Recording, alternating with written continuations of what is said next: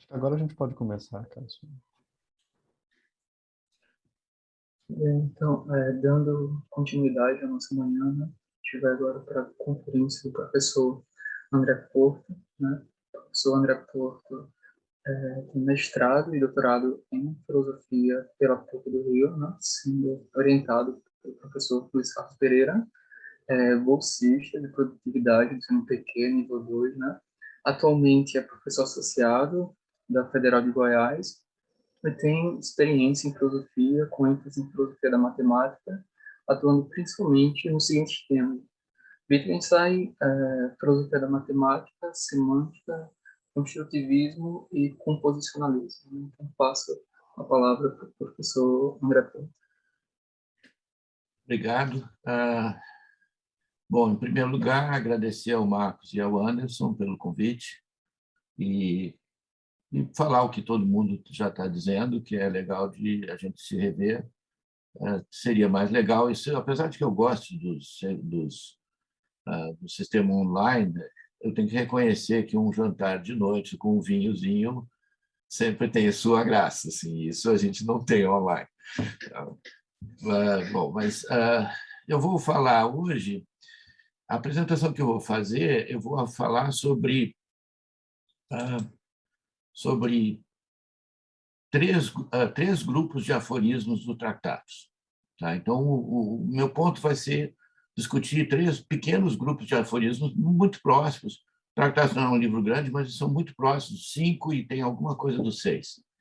Assim, são três grupos de aforismos. Tá? Mas antes, sobre a noção de inferência. Tá? Um comentário inicial que eu vou fazer é que me parece que tem coisas que o Wittgenstein diz ali que são muito estranhas. Mas antes de começar, eu vou compartilhar a tela, vou usar slides, mas antes de compartilhar a tela, eu gostaria de dizer uma coisa, duas coisas, na verdade. Duas coisas que vão parecer talvez estranhas, talvez, inclusive, um pouco sacrílegas, sacrilégios com o mestre. Primeira coisa que eu vou fazer é o seguinte: se vocês me perguntarem, nesses três grupos de aforismos, eu estou interessado nesses grupos porque são grupos do Tratados ou porque são grupos do Wittgenstein? E a resposta seria porque são grupos do Wittgenstein, não porque são grupos do Tratados. Então, eu estou me permitindo uma coisa que é mais ou menos achatar o desenvolvimento histórico do Wittgenstein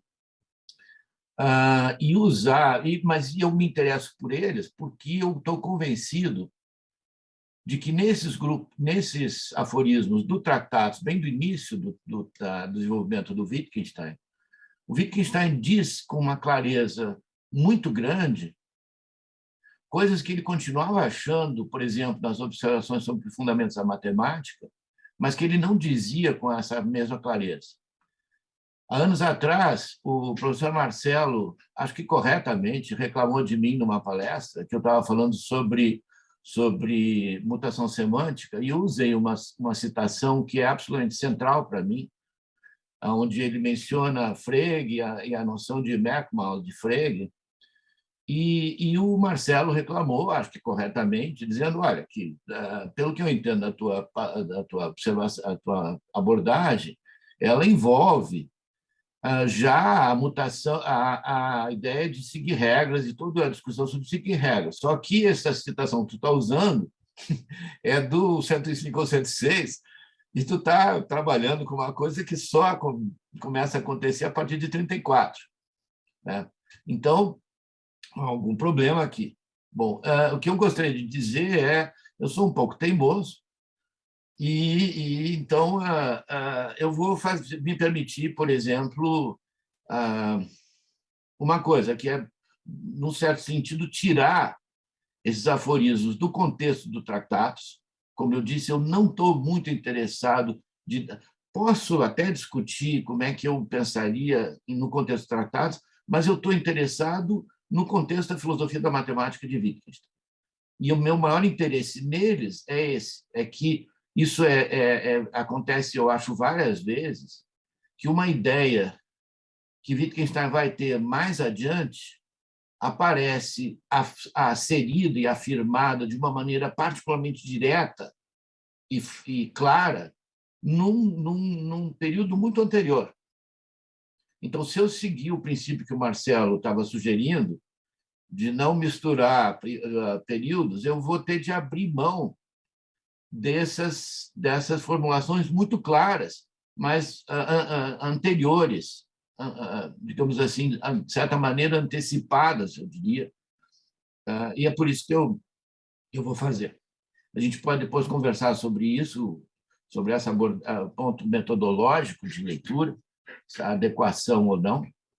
A segunda coisa, que eu acho que é bem mais um sacrilégio bem maior, é que vocês vão notar que eu vou apresentar a minha interpretação do que o Wittgenstein está dizendo, eu vou apresentar uma maneira que eu acho... Na verdade, é o 4º capítulo do meu livro, é uma maneira que eu estou montando para dizer o que eu acho que o Wittgenstein... Qual é a base do que o Wittgenstein está dizendo ali. E, em vez de dar a palavra para o Wittgenstein, eu vou, curiosamente, invocar um engenheiro da computação canadense vivo ainda, que é o Eric Renner. Esse engenheiro, quem pela primeira vez me indicou, me chamou a atenção para o trabalho dele, foi o Søren Steenlund. Foi ele quem, pela primeira vez, me chamou a atenção para o trabalho do Renner, num contexto diferente, era sobre a questão da parada, mas aí eu comecei a ler e, de fato, eu acho as coisas muito interessantes. Mas eu vou fazer o seguinte, eu vou evocar um cara que é da engenharia de software para dizer uma coisa que eu estou atribuindo a Wittgenstein. E só depois é que eu vou deixar o Wittgenstein falar, o que me parece, em termos de metodologia, bastante estranho, assim, metodologia de abordagem de texto, digamos que não é muito ortodoxa. Tá? Bom, alguma pergunta? Acho que não. Vou então compartilhar a tela com vocês.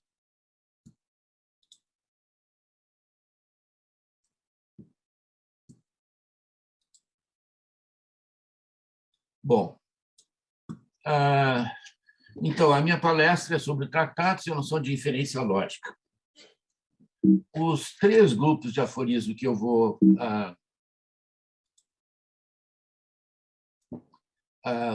discutir são, o primeiro grupo são esses aqui. Toda dedução acontece a priori. Deixa eu ver onde é que eu vou botar esse negócio aqui. Vou botar aqui em cima. Toda dedução acontece a priori, o 5.133. Depois eu pulei um pouquinho para um 5.135, da existência de uma situação qualquer não se pode, de maneira nenhuma, inferir a existência de uma situação completamente diferente da dela. Depois o 5.136, o nexo causal que justificasse tal inferência não existe. Depois, 5.361, os eventos do futuro não podemos derivá-los dos presentes, e o 6.2, só poderíamos sabê-los, quais serão as ações futuras, se a causalidade fosse uma necessidade interna, como a da inferência lógica. Tá? Então, esse é o primeiro grupo de aforismos. Eu acho que, claro, assim, não é uma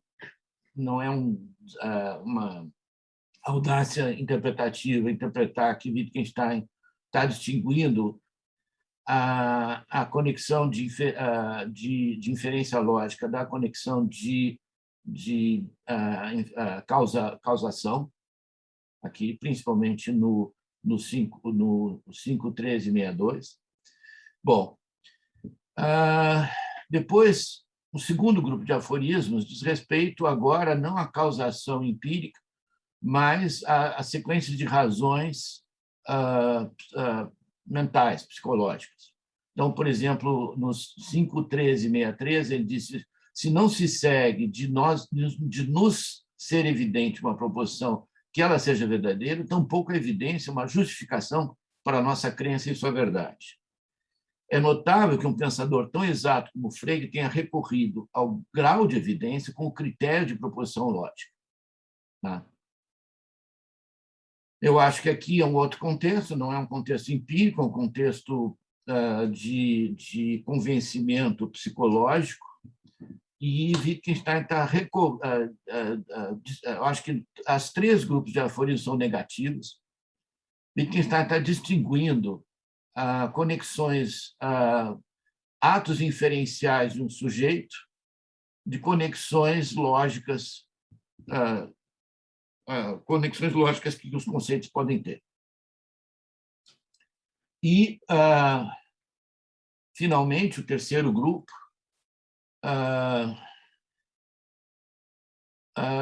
o 6.1.1.1.2.6, a demonstração das proposições lógicas consiste em fazermos que resulte de outras proposições lógicas por meio de aplicação sucessiva de certas operações que, a partir de tautologias iniciais, sempre geram novas tautologias.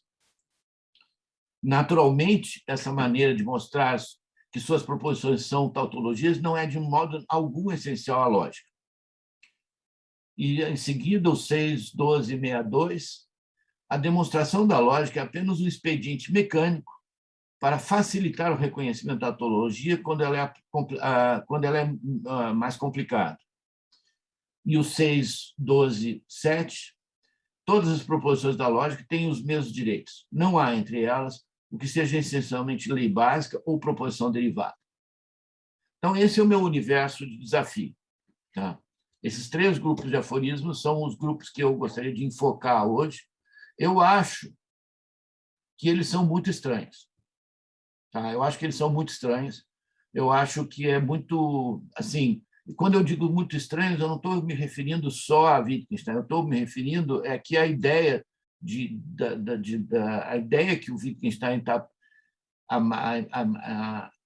digamos assim, o que ele está parecendo dizer é algo que me parece muito esquisito, principalmente, por exemplo, de dizer que, por exemplo, essa maneira de derivar não é de modo algum essencial para a lógica, tá? Que essas sequências de derivação que a gente faz, de cálculo, de diferencial, isso não tem nenhuma... não é de modo algum essencial para a lógica, que isso é só um expediente mecânico para facilitar o reconhecimento.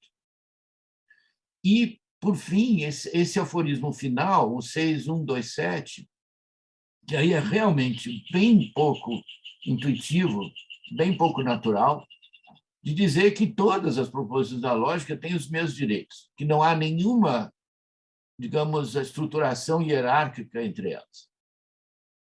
Tá? Eu acho estranho essas afirmações, principalmente de todas, as que eu acho mais estranhas são esse terceiro grupo de aforismos. Tá? Bom, se alguém quiser me interromper ao longo da apresentação, eu não tenho problemas, então isso é facultado, eu não vou ao contrário. Bom, então, a questão que eu vou... uma coisa que eu vou fazer, que me parece sempre interessante fazer, que é fixar uma pessoa que seria opositor ao Wittgenstein. Tá? Quem seria um opositor ao Wittgenstein? E eu vou sugerir um opositor. Se vocês vão concordar que esse é um opositor correto, são outros 500, mas eu vou sugerir um opositor. Eu estou pensando em certas pessoas. Tá? O opositor são basicamente do intuicionismo sueco contemporâneo, mas principalmente na versão Martin Löf e Sundholm. Tá? Eu vou ler uma demonstração, isso é Martin Löf, uma demonstração que torna um julgamento conhecido. Tá? Eu estou traduzindo a expressão a truth maker, a expressão maker, eu não estou fazendo um fazedor de verdade, porque eu acho muito feio fazedor de verdade, então eu estou usando tornador de verdade. Tá? Então, a demonstração que torna um julgamento conhecido ou evidente. Uma demonstração é uma cadeia de raciocínio e que o que ela aprende a fazer é tornar conhecido ou evidente o julgamento final desta cadeia. Tá? Aqui tem uma questão que é a ideia dessa cadeia e a ideia de um telos dessa cadeia, que é tornar, digamos, o teorema, a conjectura, demonstrar a conjectura, tornar conhecido, e eu enfatizo essa expressão tornar, Quer dizer, é uma capacidade que vai ser atualizada, mas é uma potência que vai ser atualizada. Na minha maneira construtiva, aqui é Sundholm, que é uma espécie de braço filosófico do Martin Luff, eu diria. Na minha maneira construtivista preferida de ler, o tornador de verdade relevante das proposições matemáticas é naturalmente aquele introduzido por Heidegger, a saber, um objeto prova da proposição em questão. Tá? Então, ele usa especificamente a expressão truth maker. Tá? E, de novo, Sundholm, em outro trabalho, o esquema intuicionista A é verdadeiro, existe uma prova de A, pode ser proveitosamente interpretado como uma instância específica da análise geral de verdade em termos de tornadores de verdade. A é verdadeiro, existe um tornador de verdade para A. Tá?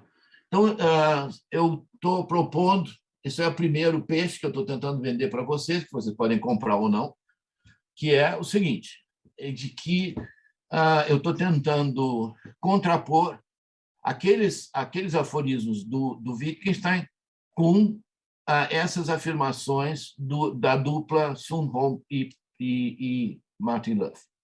Tá? E estou sugerindo que há uma oposição entre desses dois grupos essas pessoas.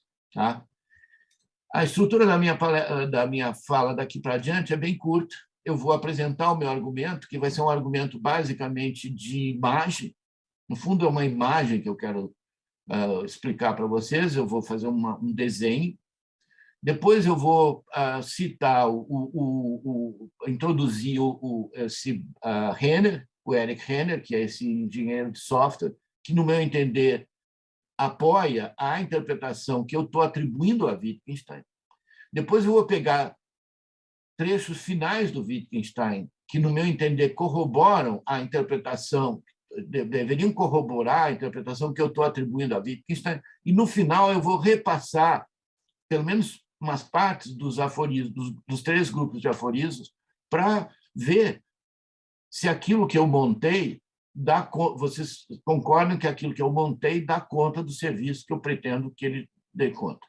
Tá? Então, vai ser em 3 etapas. Problema, assim, grosso modo, o problema que eu estou falando pode ser expresso por uma pergunta desse tipo. Em que sentido um cálculo gera ou produz o seu resultado? Tá? E, por cálculo, aqui eu estou pensando várias coisas. Estou pensando atividades inferenciais de uma pessoa, sei lá, o Anderson calculando quanto ele tem que pagar sei lá, para alguma coisa, ou um computador, várias coisas. Tá? E usam a palavra, que, aliás, é muito cara aos construtivistas, muito cara, mas não só os construtivistas, clássicos também adoram usar essa palavra, apesar de que o Wilfred Rogers, que até o professor, desculpe o nome dele, Queiroz, falou antes, do Wilfred Rogers, ele admoesta os clássicos de não usar isso, que essas metáforas dinâmicas são péssimas, que não deveria se usar isso. No entanto, os clássicos são eles e vezeiros de usar essas metáforas dinâmicas, de gerar, produzir e assim por diante. Inclusive, a palavra construir, clássico também constrói um monte de coisas. Claro que não para um construtivista, mas ele acha que está construindo. Bom, então vamos começar o meu desenho, meu filminho. A gente pega um processo de cálculo, uma operação matemática, uma operação inferencial qualquer, pode ser uma operação inferencial lógica. E a ideia das etapas. Esses processos normalmente envolvem etapas, e essas etapas vão continuando até chegar à etapa final. Até aí, a gente concorda. Então, é sobre isso que eu estou falando, sobre coisas desse tipo. Tá?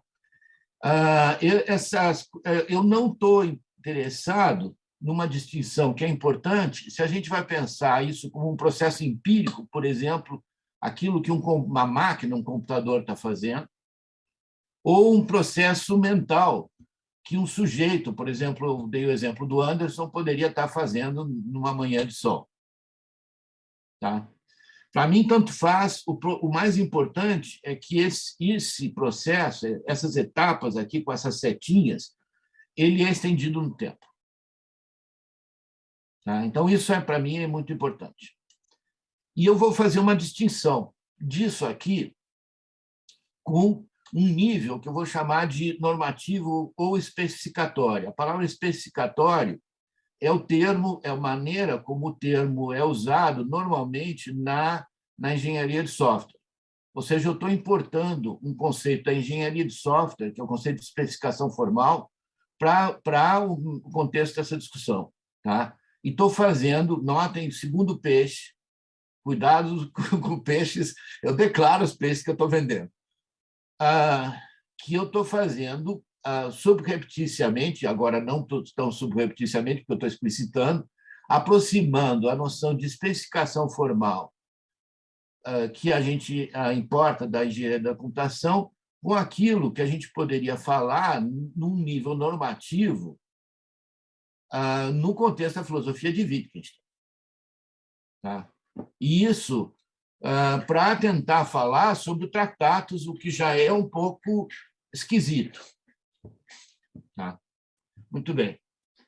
Eu vou fazer uma distinção. Então, eu vou fazer uma distinção entre o output do processo, processos empíricos e processos psicológicos podem ter um output. Eu vou usar a palavra output porque eu tentei usar uma palavra portuguesa brasileira, mas eu não encontrei nenhuma que fosse suficientemente neutra como output é, tá? Até porque eu ia ter que usar a outra palavra resultado para o outro termo que é do nível especificatório, tá? E eu não gosto da palavra resultado, porque a palavra resultado tem uma conotação temporal. Ou seja, o resultado pode ser a etapa resultante da sequência inteira. Tá? E não é assim que eu gostaria de ver a coisa. Bom, então, a cada etapa empírica corresponde uma etapa especificatória. E vocês notem que eu botei todas elas de vez. Exatamente porque eu quero enfatizar uma coisa, depois eu vou refazer isso, de que o nível especificatório, ele, no máximo, ele pode ter especificações desculpe, ele, no máximo, pode ter especificações mais gerais e especificações menos gerais. Por exemplo, uma linguagem... Aqui eu estou pensando, por exemplo, em computação. Uma linguagem de alto nível, antes de compilar, uma linguagem de máquina, compilado para aquela máquina, e mais um nível mais baixo ainda, uma linguagem de máquina com tracing. Ou seja, tu compila todas as informações e registra a cada registro o que vai acontecer quando aquela operação for feita. Tá? É o que a gente chama do conceito de máquina abstrata. Em teoria da computação, que a gente chama do conceito de máquina abstrata, descrita no nível mais baixo. Continua sendo abstrato, e, por abstrato, eu tenderia a fazer o seguinte: eu estou interpretando a palavra abstrato aqui como normativo. Tá? Então, assim, e isso distinto do quê? Do nível empírico. Tá? Aqui então, aqui uma coisa muito importante, que é, digamos, a imagem mais importante que eu estou salientando, correta ou incorretamente, é de que no nível empírico, sim, tu pode falar numa série de etapas se sucedendo uma às outras e tu pode falar no output final do processo.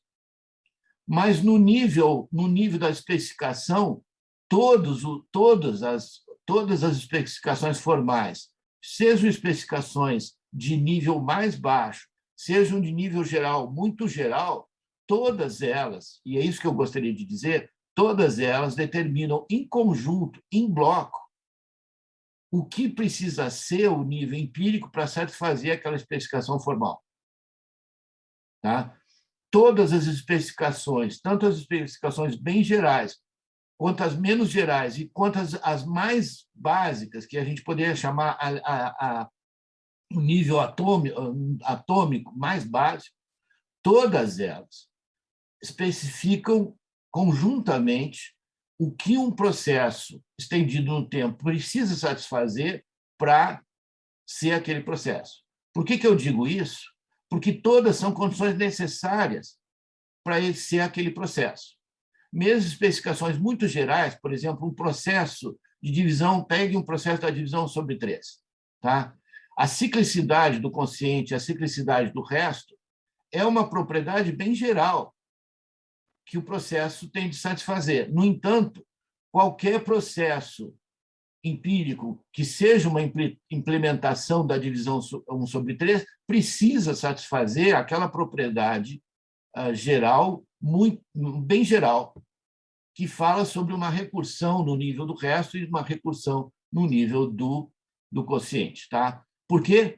Porque num processo que pretenda ser a implementação da especificação da operação matemática de dividir 1 sobre 3, se a implementação não satisfizer, por alguma razão, essa propriedade bem geral de ciclicidade do resto, ciclicidade do consciente, então aquela implementação jamais poderá ser a implementação daquele processo. É nesse sentido que eu estou dizendo que todas as especificações, sejam elas de bem alto nível, sejam elas de baixo nível, todas, digamos, constrain, balizam em conjunto o que a gente chamaria de implementação daquela operação. Tem uma imagem que é do Quine, que é sobre o Tribunal da Experiência, que as coisas determinam em grupos. Não é bem o mesmo contexto, mas a imagem é parecida. Ou seja, as coisas determinam em bloco. Eu acho que eu vou em diante. Eu já disse que, se tiver alguma pergunta ou algum xingamento que a pessoa queira fazer e não queira esperar o fim da palestra, então já pode fazer logo e se expressar. Dizem os psicólogos que não é bom a gente guardar esse tipo de coisa, é bom exprimir, isso é mais saudável. Bom, agora, então, vem o traço mais sacrílico, que é botar um engenheiro de software.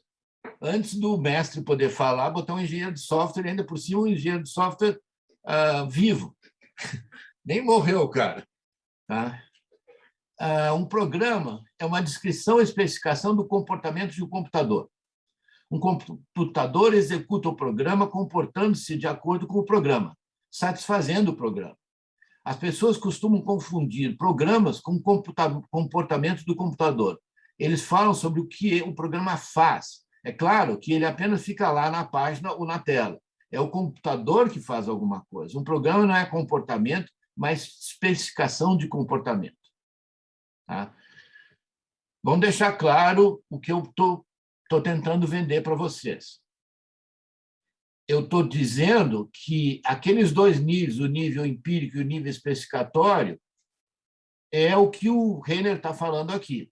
Uma coisa é o comportamento de uma máquina numa determinada situação, e esse comportamento se dá ao longo do tempo, e outra coisa é a especificação do que o comportamento deveria ser. E talvez uma maneira de encarar o ponto que eu estou querendo fazer é em que sentido a gente pode dizer que a gente roda uma especificação. E a resposta do Renner por aqui é de que a gente não roda uma especificação. O que a gente roda é o processo empírico. A especificação especifica, ela é puramente especificatória. Tu não pode rodar uma especificação para ver o que ela vai fazer. Tu pode ter uma especificação mais detalhada, menos detalhada, uma especificação completamente detalhada que detalha tudo, todas as operações e todos os resultados para cada etapa, cada resultado que vai ser obtido, o que a gente chama de tracing em engenharia de software. Tá? Essa ideia de que tem especificações mais gerais e menos gerais aparece no Renner também. A especificação inicial serve como um contrato entre o cliente, que deseja que o computador se comporte de uma determinada maneira, e o programador, que irá programar o computador para se comportar conforme desejado.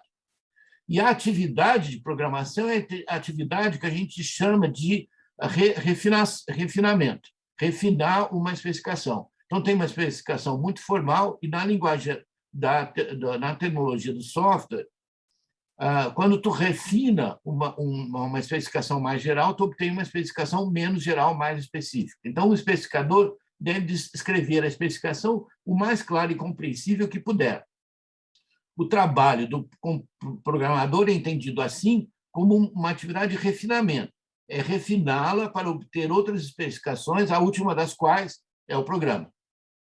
E a gente, se o programa for escrito em linguagem de máquina, a gente poderia agregar aqui o compilador e poderia também agregar o tracing do compilador, tudo. Vai até especificar tudo especificado. Não tem absolutamente nada, todas as propriedades são propriedades necessárias, não essenciais, necessárias para que aquela implementação possa ser chamada adequadamente de implementação daquele processo. Bom, agora eu vou permitir ao Wittgenstein falar, mas cometendo um outro sacrilégio, que é usar o Wittgenstein final para explicar o Wittgenstein inicial. Isso também pode ser considerado um sacrilégio. Bom, isso aqui é das investigações filosóficas, é uma parte bastante conhecida, onde o Wittgenstein, no meu entender, está fazendo uma distinção muito parecida com a do Renner. A maneira como ela se move, a máquina, deve estar contida na máquina como símbolo. Ele está distinguindo máquina como símbolo da máquina real. Então, a maneira como a máquina se move deve ser contida na máquina como símbolo de uma maneira muito mais determinada do que a máquina real. Como se não bastasse que os movimentos em questão fossem empiricamente determinados de antemão, aqui tu está pensando em determinação causal, mas deveriam, num certo sentido misterioso, já estar realmente presentes. Eu vou continuar. Nas do Wittgenstein eu vou comentar menos. Uma vez que eu estou falando com Wittgensteinianos, quando eu deixo o mestre falar, eu só vou indicar mais ou menos a minha interpretação e vou deixar que vocês, digamos, tomem, digamos, decidam qual é a interpretação mais adequada desses trechos que eu estou impondo uma certa interpretação. Se a interpretação que eu estou propondo é adequada, sim ou não. Nas observações sobre fundamentos da matemática, aparece esse trecho. A questão surge, então, no que tomamos como critério para agir segundo a regra. Seria, por exemplo, um sentimento de satisfação que acompanha o ato de agir segundo a regra? Aqui, Wittgenstein está se referindo exatamente, eu diria, ao segundo grupo de aforismos que eu citei. A ideia de que seria um ato interno de convencimento. Aquilo me convenceu ao André, o André se sentiu profundamente convencido e aquilo convenceu a ele, e é isso que é seguir a especificação, e a resposta do Wittgenstein claramente é não. Ou a intuição, a intimação de que me diz que agir corretamente, ou serão certas consequências práticas do procedimento que determinam se eu realmente seguir a regra. O que se segue me interessa talvez mais ainda. Se a proporção de que a regra leva de 4 para 5, e aqui ele está pegando uma regra absolutamente atômica.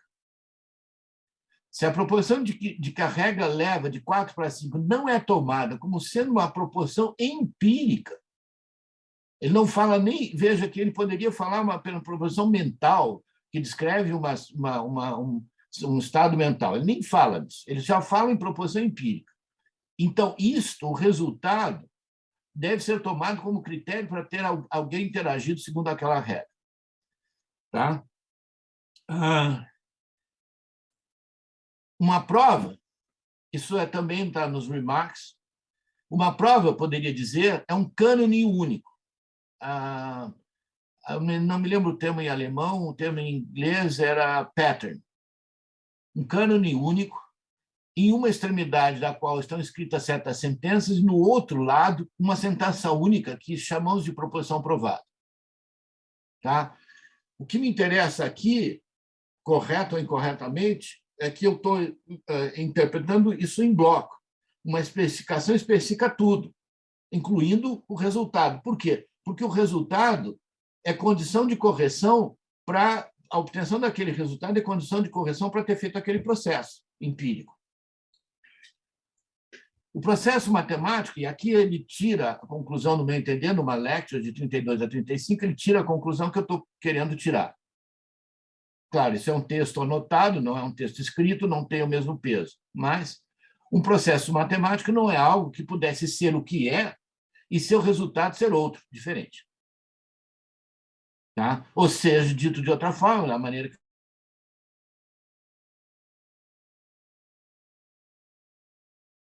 no contexto daquilo que ele chama de tautologia, de fato, é mais razoável dizer que todas as tautologias têm a mesma condição de verdade, mas são tautologias porque o que elas asserem é que qualquer situação satisfaria aquilo. Então, assim, digamos, o conteúdo asserido seria exatamente o que está sendo dito. Mas, por exemplo, pega duas identidades bobinhas, 2 mais 2 é igual a 4, 3 mais 3 é igual a 6. Tá? Elas colorem o espaço lógico da mesma maneira. Em qualquer situação possível, 2 mais 2 é igual a 4 e 3 mais 3 é igual a 6. Mas o que está sendo dito não pretende ser uma tautologia, pretende ser uma outra coisa. Tá? Daí a discussão sobre equação não interessa, não vou entrar aqui. Mas, assim, eu acho que, só para terminar, eu acho que, estritamente, eu acho que tu é absolutamente correto, tautologia teria de ser sempre no singular, mas eu acho que no tratado tem alguns outros elementos que depois ganham vida própria mais tarde e que já estão lá presentes no tratado.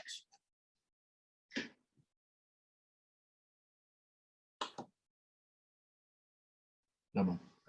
Por ordem, então, professora Gisele Seco e em seguida, professor Marcelo Carvalho. Oi, pessoal. Oi, André. Muito obrigada. Adorei. Quero muito ler o capítulo 4. Se permitir, será uma honra. É mais uma questão de esclarecimento, na verdade, sobre... Não, são duas, tá? Uma é porque tu selecionaste 6.126 e depois 6.262, né? Onde ele fala da demonstração das proposições lógicas e demonstração na lógica. E aí, quando tu vais montar o teu opositor e tu traz o Sundholm, ele está falando de tornadores de verdade de proposições matemáticas. E aí, justamente, a diferença entre as equações matemáticas e as tautologias, enfim, e a proposição da lógica, né, na identificação do teu opositor, ela meio que some, né? Daí eu queria te ouvir um pouco sobre isso. E depois sobre se a gente pode pensar que os processos, que a especificação é aquilo que no tratado o correspondente de especificação do tratado seria as séries formais. Tá. Vamos primeiro para a primeira pergunta. É um pouco na linha da resposta que eu dei para o João Virgílio. Eu não estou, no fundo, eu estou usando a palavra tautologia, e no plural, de uma maneira um pouquinho safada. E se tu me perguntar mesmo, eu estou colapsando tautologia, equação, a droga toda. Eu não estou fazendo essa distinção. Se eu quisesse fazer a distinção, o primeiro problema que eu encontraria é o problema que o professor João Virgílio apontou, e que tautologia teria que ser no singular. Tá? Então, assim, de cara, eu estou achando que já, assim, e isso, digamos assim, do ponto de vista metodológico, tem toda a razão. Se tu está pensando numa análise exegética adequada e cuidadosa do tratado, então a minha exposição é, de uma certa maneira, descuidada e um pouco do sleight of hand, assim, passar de um para o outro sem dizer água vai. Tá? Aqui eu estou explicitando isso, dizendo que, de fato, eu estou fazendo isso. Tá? E estou fazendo e tentei explicar por que eu estou fazendo isso. Porque eu acho que esses elementos que estão no tratados, no fundo, eles são tipos de raciocínio que o Wittgenstein tinha e que ganham uma vida muito grande lá na frente, mas que são expressos de uma maneira muito crua e direta nesse período. Então, me interessa isso, inclusive contrário às recomendações do professor Marcelo, que dizia que não deveria se fazer coisas desse tipo. Tá? Então, tu tem razão que eu estou falando sobre isso. E talvez valha a pena mencionar o outro lado, que é um contexto, por exemplo, em que o Sundholm e o Martin Löf estão pensando. Na teoria dos tipos, na verdade, isso que a gente chama de lógica é absorvido dentro da teoria dos tipos, que é uma teoria da matemática lógica. Na verdade, os operadores lógicos são operadores que são operadores composicionais para a construção de conjecturas, de proposições que são demonstradas. Então, assim, tanto os conectivos quanto os quantificadores são todos operadores para a produção de proposições, que são proposições de desafios, para que eu derive um objeto prova que torna verdadeiro, é assim que eles chamam, torna verdadeiro, aquela conjectura que tem uma estrutura lógica dada pelos conectivos e tudo. Então, o Martin Löf, por exemplo, tem citações do tipo, ele diz, os conectivos lógicos atuam sobre a estrutura, criando uma proposição composta, que é um desafio a ser demonstrada e que, ao demonstrar, ser tornada verdadeira por uma derivação que nomeia. Então, assim, do ponto de vista do Sundholm e do Martin Löf, a minha bagunça terminológica não é tão feia. Ela é pior, na verdade, no lado do Wittgenstein, do Tratados. E só que tem os problemas que o professor João Virgílio detectou. E a segunda? Qual é a segunda? Desculpe. Era sobre se a gente pode, essa ideia de especificação, a gente poderia identificar ou correlacionar com os personagens. Eu acho... Bom, aqui é uma coisa que é o seguinte. Eu concordo com a abordagem que o professor João Virgílio tem feito de alguma forma, identificar a ideia de série formal com a noção de função computável, ou seja, aproximar a ideia disso que a gente, no tratado, lida com funções séries formais, com funções computáveis. Eu acho adequado. Só que eu sou intuicionista, eu não sou... Há algum tempo atrás eu descobri que há muitos anos eu já não era clássico, mas eu sou intuicionista. Então, a primeira coisa que eu diria é o seguinte: tem que tomar um cuidado muito grande, porque a noção computável clássica é uma porcaria. Tá? Por exemplo, se tu botar um disjunto numa especificação, ou bem a hipótese contínua é verdadeira, ou bem a hipótese contínua é falsa, isso aí é uma função computável clássica. Por quê? Porque, por causa do terceiro excluído, os dois, some um se for verdadeira, some dois se for falsa. As duas operações, somar um e somar dois, são computáveis. Como tu tem o princípio do terceiro excluído, uma delas vai ser. Aí tu diz, tá, ótimo, então me dá o programa. Tá? Tu pode fazer pior ainda, tu pode botar um while, dizer o seguinte: se a conjectura de Goldbach for verdadeira, some zero. Se a conjectura de Goldbach for falsa, some o primeiro N para qual ela falseia. Tá? Isso é uma disjunção infinita. E, no entanto, isso é computável, classicamente. Tá? Na verdade, o que eu diria é que um dos preços que um clássico precisa pagar pelo colapso da noção de existência, não distinguindo a existência como posse em mãos de existência subespécie eternitatis, o preço que ele tem de pagar é que ele não tem e jamais vai poder ter uma noção adequada de computabilidade. Então, dito isso, eu diria que há a possibilidade, sim, de tu aproximar da discussão sobre séries formais via essa ideia de computabilidade. Só que a noção de computabilidade que tu vai ter de usar é uma noção construtiva de computabilidade, de função construtiva, e não a porcaria clássica de função computável, Turing computável, ou lambda computável, seja lá o que for.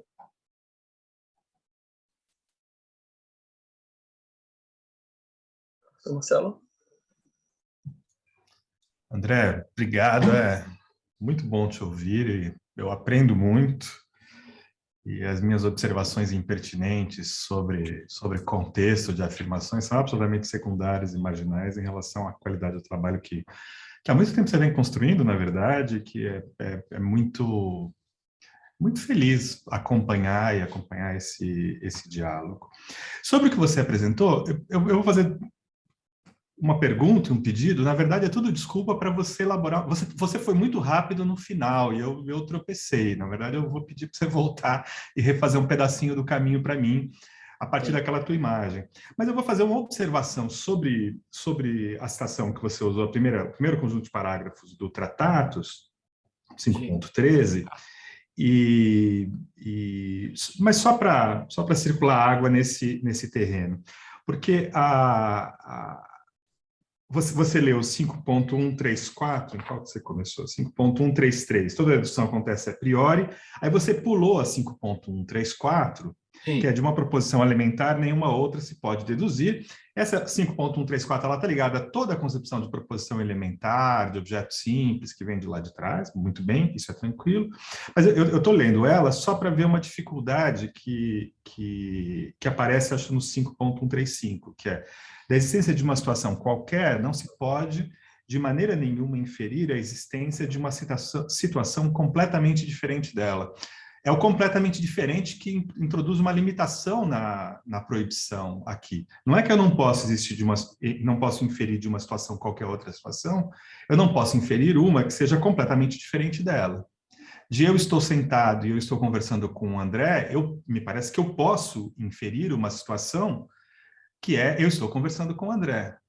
Né? Entendo que isso nos é facultado e isso me parece ser a inferência da existência de uma situação, eu infiro a existência de outra situação.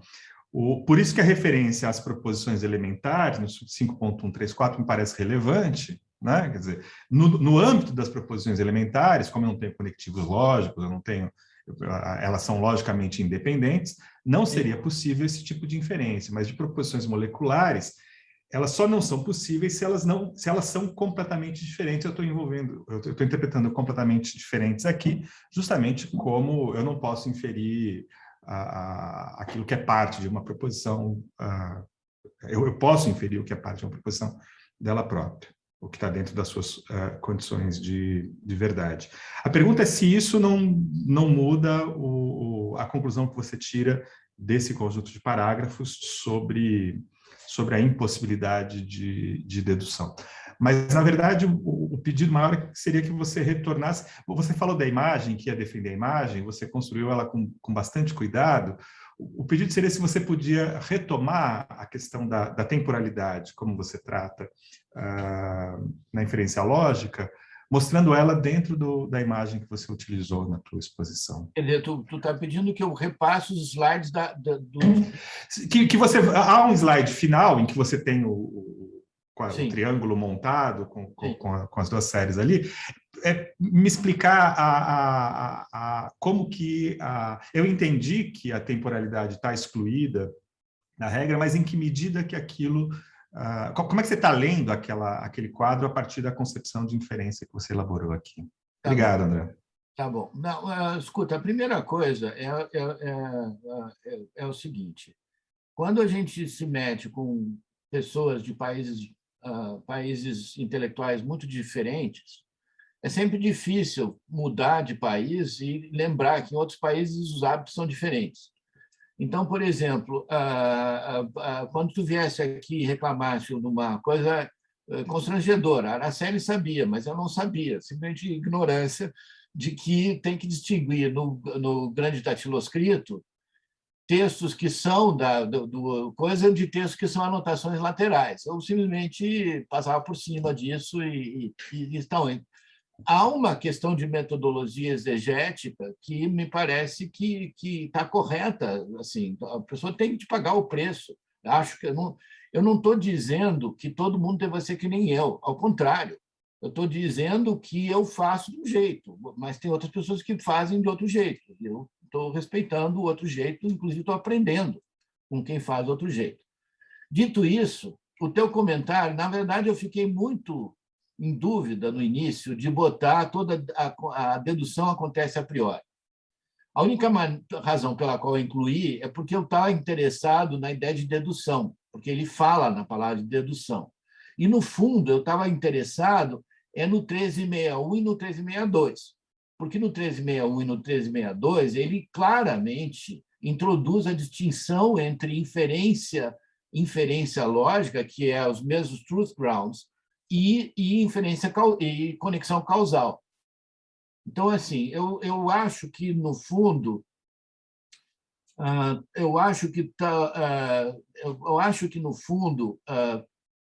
talvez a tua reclamação seja adequada para que eu pudesse tirar, pelo menos, o 5135.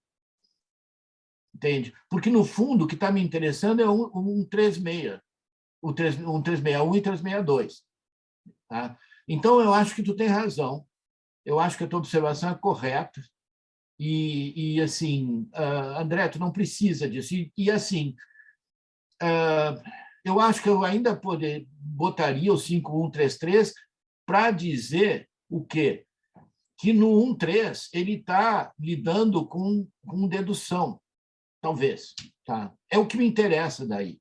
Tá? E aí tem aquela discussão que já apareceu desde a resposta do João, que é a discussão que vai em dois planos. Uma é a adequação no interior do Tratatus, e outra é a discussão sobre essas questões ao longo da obra inteira do Wittgenstein. Então, assim, mas eu concordo, eu acho que a tua observação em relação ao 5135, eu acho que é aguda, correta, tá? E e eu estava com muita dúvida de botar essas coisas aí e não botar só o 36, 361 e 362. É que era um pouquinho, sair um pouco fora de contexto demais, assim, me pareceu, só isso. Tá? Bom, vou compartilhar aqui a tela.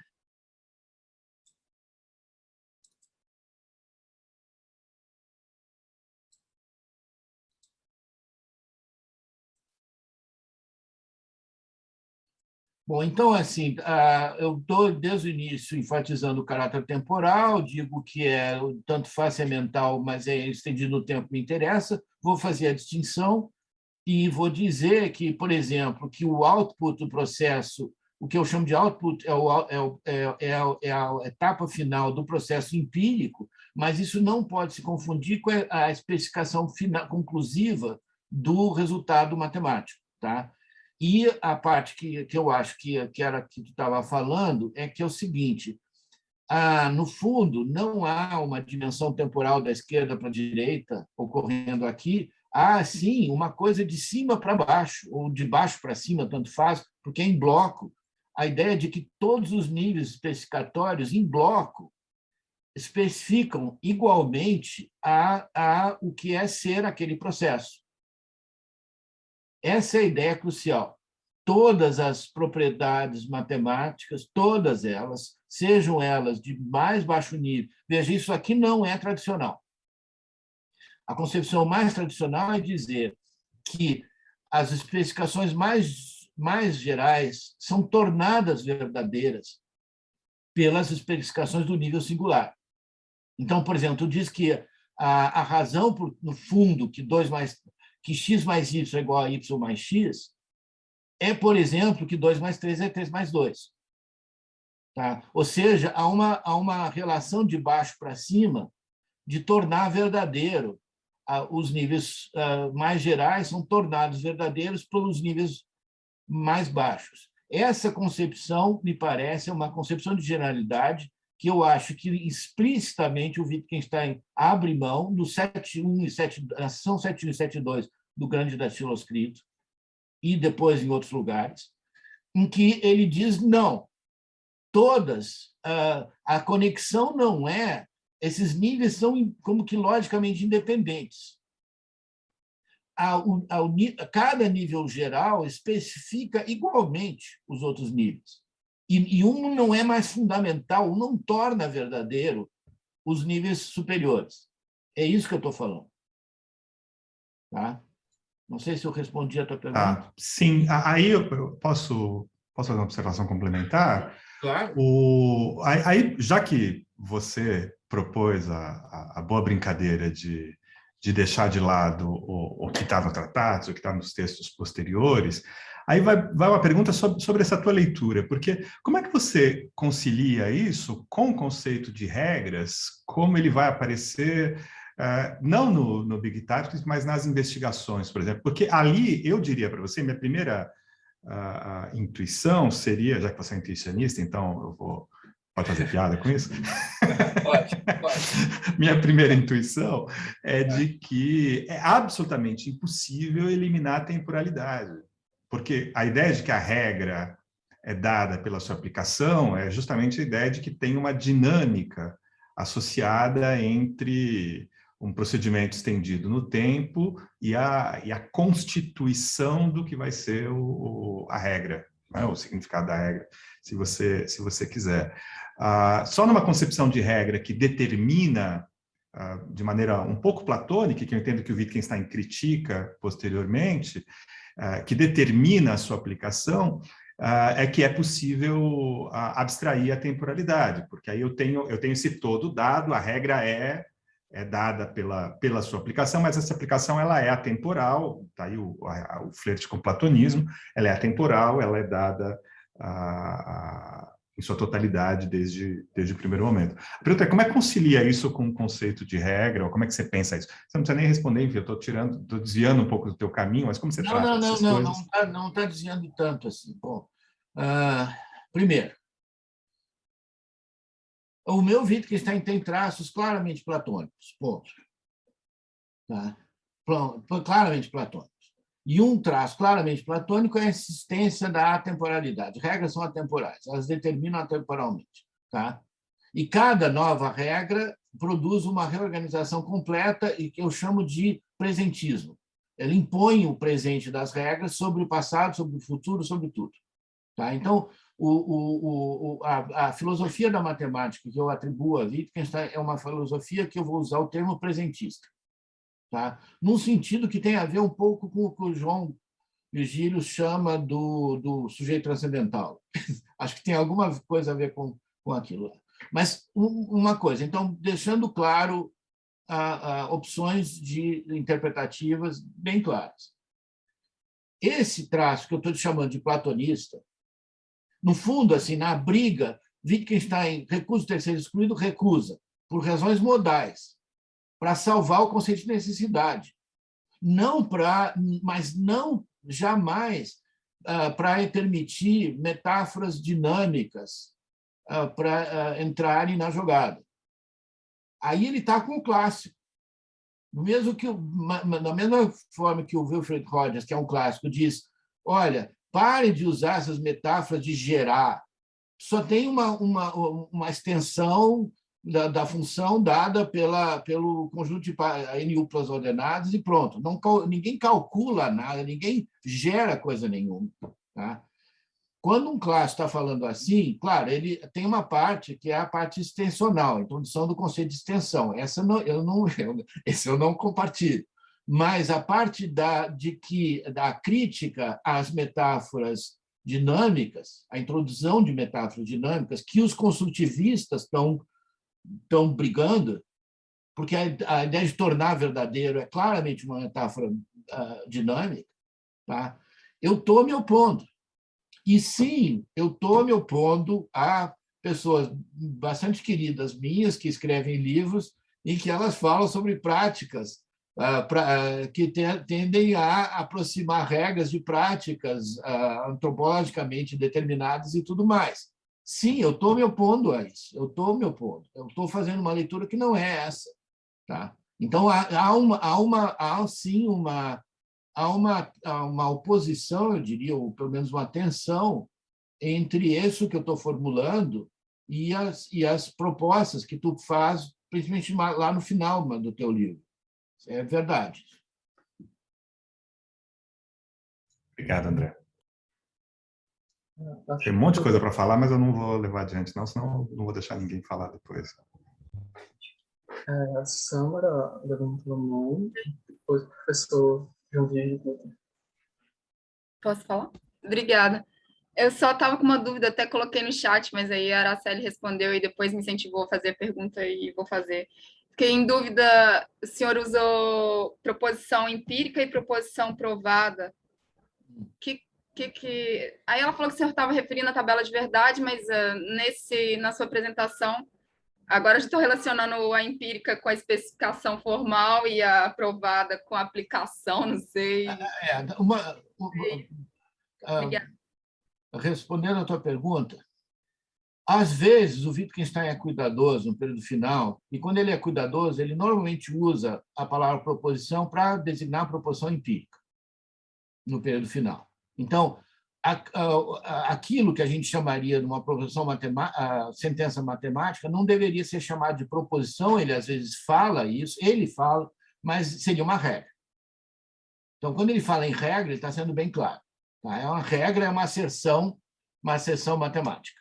Tá? E note que eu estou fazendo uma coisa esquisitíssima, que é recusando a dicotomia proposição demonstração provada. Eu estou chamando a regra da coisa inteira. Ou seja, a especificação e regra são iguais. Tu está me pedindo terminologia. Na minha terminologia, especificação e regra, eu estou usando emparelhado. E estou usando a palavra proposição, em geral, como proposição empírica. Tá? E proposição provada? Proposição provada que você falou.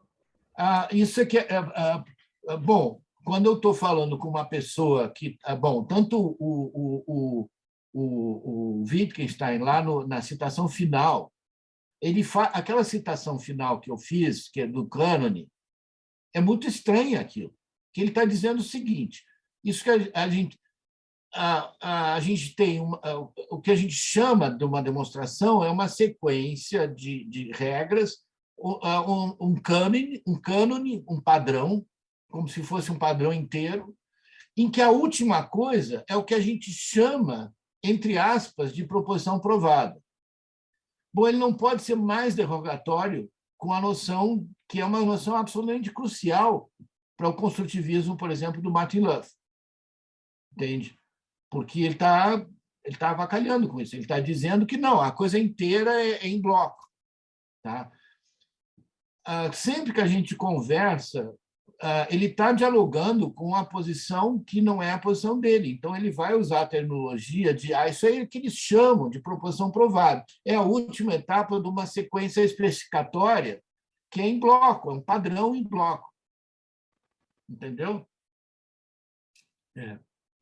Obrigada. Professor Couto. Vou fazer uma observação bem rápida, o tempo já está adiantado, só para intervir aí na conversa do André com o Marcelo, vou propor uma solução intermediária. Né? Porque essa questão... Não, é muito gaúcho. Sorocabano, eu sou sorocabano, não sou mineiro, mas em Sorocaba a gente faz acordo também. Então, eu vou propor uma solução intermediária.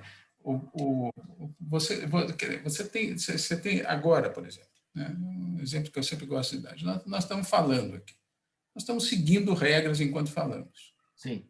Tá claro? Mas não há nenhuma regra que nós estamos seguindo. Se houvesse uma regra que nós estamos seguindo, uma gramática, se alguém está com uma gramática do lado e seguindo aquela regra, existe uma regra que eu estou seguindo enquanto falo. Para aquela regra ser uma regra, eu teria que seguir uma outra regra sem que houvesse uma terceira regra que eu estivesse seguindo. Essa é a ideia básica do Wittgenstein. Ou seja, eu posso estar seguindo uma regra sem haver regra nenhuma que eu esteja seguindo. Tá certo? Seguir uma regra anterior, é um conceito...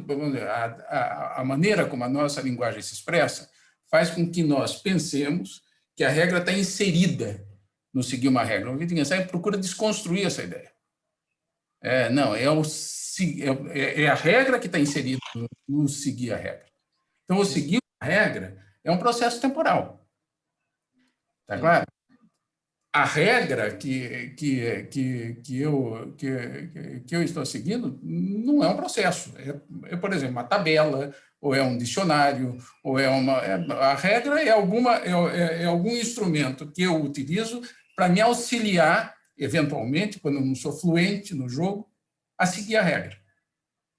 E esse instrumento, bom, ele não é temporal, não significa que ele é espacial, muito provavelmente ele é espacial, ou é simplesmente uma imagem de memória. É um padrão que eu utilizo, né, para seguir uma regra quando eu não sou fluente no jogo. E esse padrão só pode ser utilizado, né, se eu seguir uma regra, sem que exista uma outra regra que eu esteja seguindo para ler a regra. Então, eu proporia uma conciliação nesses termos, não sei o que vocês acham.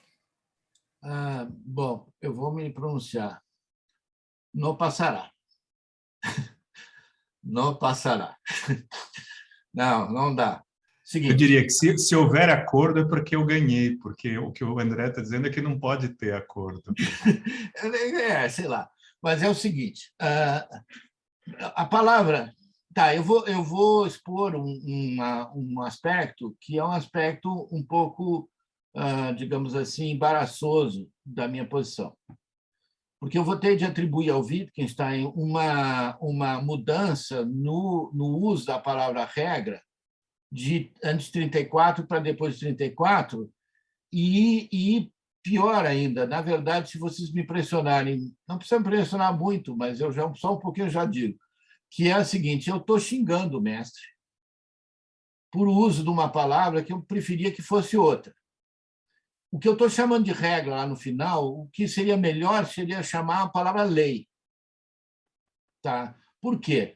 Porque na palavra lei não tem nada de potencial. Uma regra, por exemplo, a regra do xadrez é uma regra que guia, corre na frente e guia partidas futuras.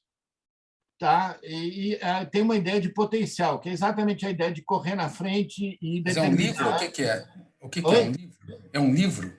Não, sei lá, tu pega as regras de xadrez. Tá? Sim, mas o que são essas regras? É um livro de xadrez? Bom, elas têm...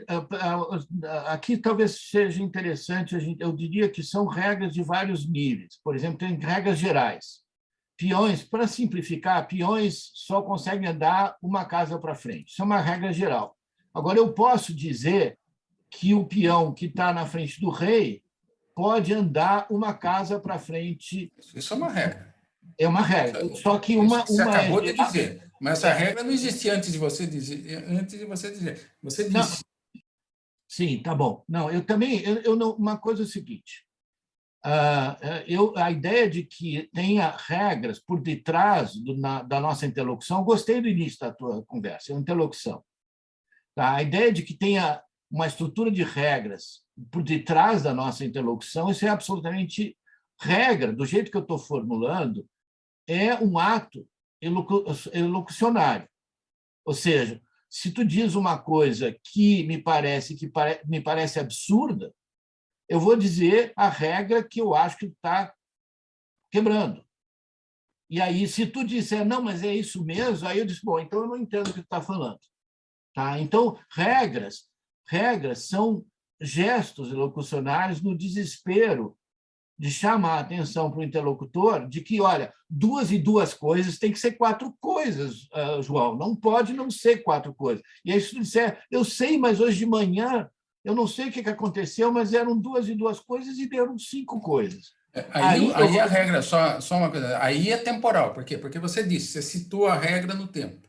Né? A regra, sim, claro. Ela se realizou no tempo. Ela é usada para... Enquanto nós nos entendíamos sobre essa regra, nós estamos seguindo outras regras. Sim, mas veja, o que eu fiz? Eu temporalizei hoje de manhã exatamente para dizer não pode ter acontecido uma reunião de 2 e 2 coisas resultar numa totalidade de 5 coisas. Por quê? Porque aí vem a regra. 2 e 2 coisas são 4 coisas. Tá? Então, a regra funciona para barrar uma situação que poderia ser encarada como sendo possível, mas que não é possível. Por quê? Porque fere uma regra, porque é absurda. Tá? A reunião de 2 e 2 coisas não pode perfazer 5 coisas. Se o Joãozinho alega hoje de manhã que, com extremo cuidado, estava botando uma caixinha 2 e 2 coisas, e não, para surpresa dele, eu sei que devia ser 4, mas me parece que agora tinha 5, isso é absurdo. Tu vai dizer, isso não aconteceu, Joãozinho. Tá? Ou seja, as regras têm as regras não são um background que normatiza o jogo como se tivesse implicitamente uma espécie de quadro de referência. Não, nada disso. Regra é um ato locucionário muito claro, que é no desespero. Se tu está dizendo coisas que vão progressivamente sendo mais e mais estranhas, sobre, por exemplo, juntar bolinhas de manhã, de repente eu vou dizer, escuta, João, para aí só um pouquinho, 2 e 2 bolinhas tem que ser 4 bolinhas. Se tu juntar, tu tinha que ter. Não é possível isso. Tá? Isso que eu teria falado seria uma regra, e o que eu espero do meu interlocutor é que ele aqueça. Diga sim, sim, claro, 2 e 2 coisas são 4 coisas. E aí eu digo, bom, então tá bom, então não é isso que a gente está discordando. Essa parte a gente não discorda sobre regras. Tá? Mas pode ser que tu diga sim, não é exatamente. Eu sei que normalmente é assim, mas hoje de manhã não foi assim. Bom, aí eu vou dizer a João, então agora eu já não, há um colapso comunicacional, eu já não consigo mais conversar contigo, eu não consigo entender o que tu está falando. Tá? Então, regra, para mim, é importante. Regra é um ato locucionário no interior de um jogo, num jogo atual. Não é lá longe. É o que a gente está fazendo. Tem um lexical aqui. É um isso que a gente está fazendo, que é uma interlocução. Tá? Então, não é um quadro...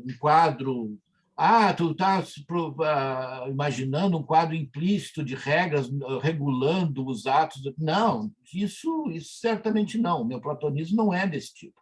Meu platonismo diz respeito simplesmente à insistência da distinção da atemporalidade da regra, que é gramaticalmente atemporal, e a resposta de mas e não pode ter, se for isso, então não é uma regra. É presentista nesse sentido. Posso fazer uma observação sobre isso? Eu realmente suponho que eu estou no mesmo terreno que o João demarcou, e eu vou falar uma coisa muito estranha, que eu concordo com você, porque o João fez uma distinção entre a regra quando a gente está falando dela e a regra quando a gente está simplesmente usando e não está falando dela. Acho que essa distinção ela é relevante. Porque essa regra, quando a gente não está falando dela, o teu presentismo, eu não tenho nenhuma objeção a ele. Quer dizer, a regra sendo usada, ela se estende aparentemente para o passado, para o futuro, quer dizer, ela não tem temporalidade, ela tá fora da temporalidade. Isso não implica, entretanto, que a gente não tem uma dinâmica semântica constante das regras. Vou pegar um exemplo efetivo para te dizer o que eu estou falando. Você fez agora uma distinção entre regra e lei que nunca havia me ocorrido, a questão da temporalidade da regra e da atemporalidade da lei. Né? Nunca tinha me ocorrido. Eu uso esses termos, os termos são cotidianos para mim, e eu ouvi, achei extremamente pertinente e interessante, eu anotei, e, portanto, o meu uso futuro desses termos, ele vai ter a nota que foi introduzida por você. Sim. Houve uma mudança semântica, há uma mudança na regra segundo a qual eu uso esses termos. Não é? A regra mudou. Não é? Nem por isso ela deixa de ter o presentismo que caracteriza no momento em que eu estiver usando o termo regra, usando o termo lei. Eu acho que há duas coisas distintas que estão presentes aqui, então, ainda que eu concorde com o que você está chamando de presentismo, a gente nunca usa a regra tendo no horizonte a transformação dela para o futuro, por exemplo. A gente nunca usa uma palavra pensando que o significado dela vai mudar daqui a 10 minutos. Né? E, enfim.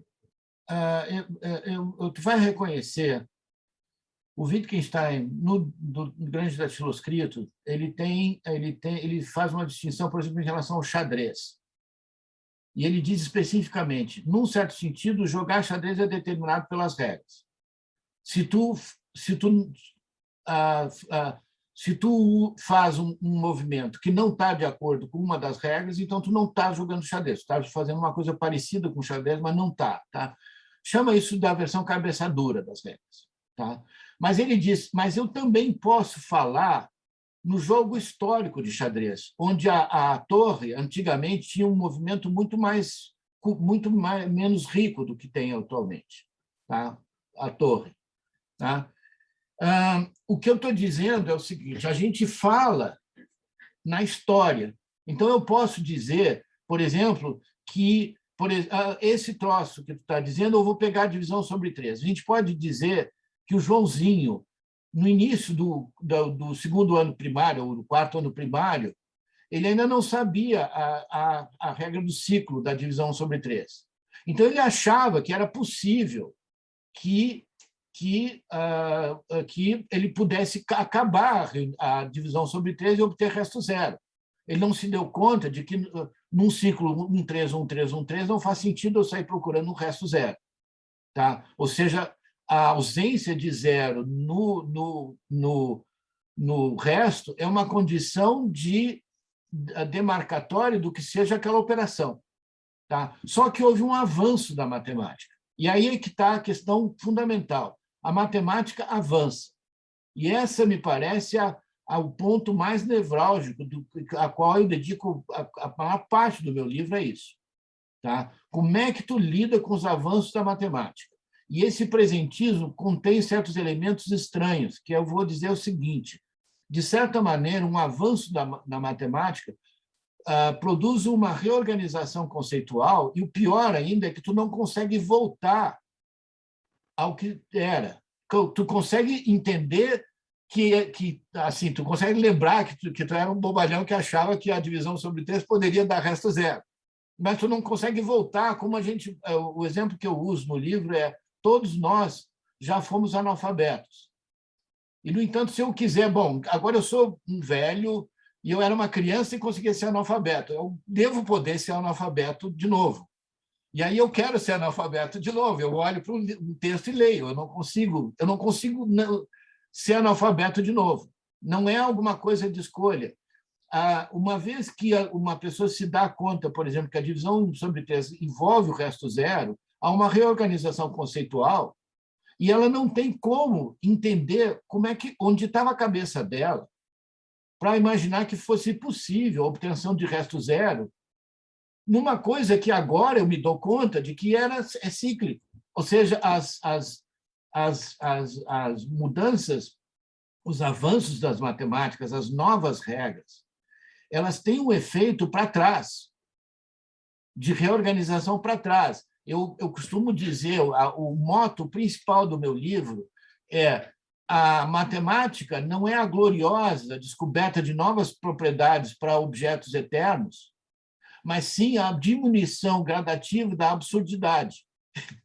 Por quê? Porque a gente sempre olha para o passado matemático como absurdo. A única coisa que não é absurda é o presente. Todos os avanços pretéritos envolvem algum grau de absurdidade. Como eu estava na cabeça para não me dar conta de que isso aqui é uma condição necessária. Tá? Então, assim, há um modelo de interpretação dos avanços da matemática que me parecem absolutamente cruciais. E, sim, eu posso falar historicamente de, por exemplo, o Arquimedes desenvolveu a primeira maneira de calcular o π. Posso, tá?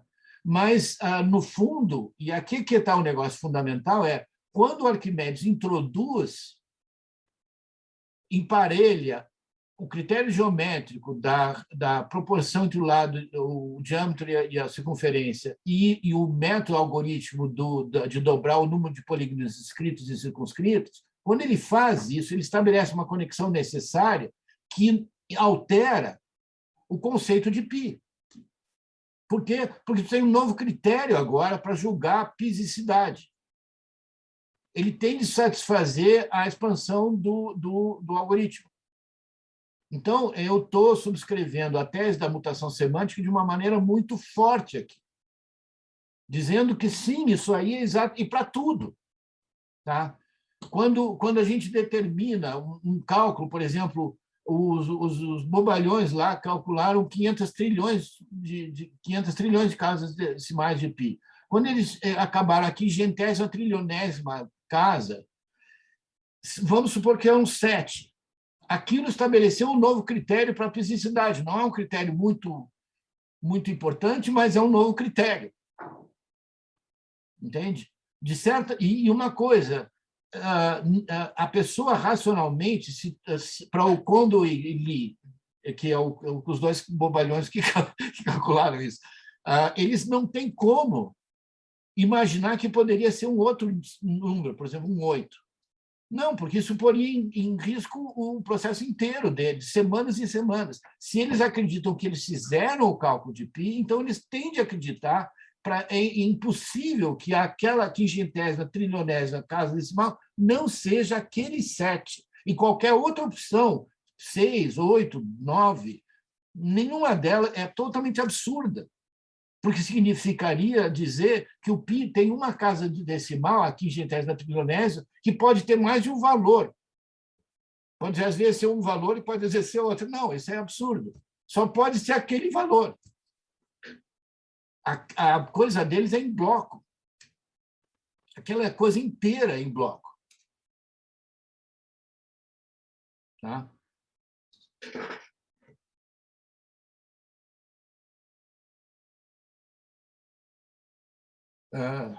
Alguma... Mais alguma questão? Pergunta? Acho que pelo avançado da hora também, né? Encerra, então, essa segunda conferência. Né? Agradecemos ao professor André Porto. Abraço para você.